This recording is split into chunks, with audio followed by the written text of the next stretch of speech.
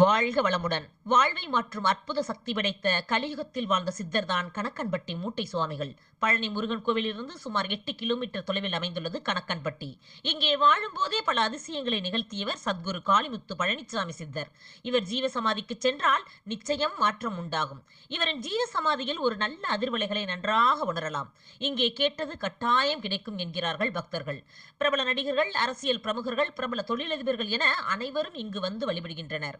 இவர் புனர்பூச நட்சத்திரம் அன்று ஜீவசமாதி அடைந்ததால் அமாவாசை, பௌர்ணமி பூஜை சிறப்பாக நடைபெற்று வருகிறது.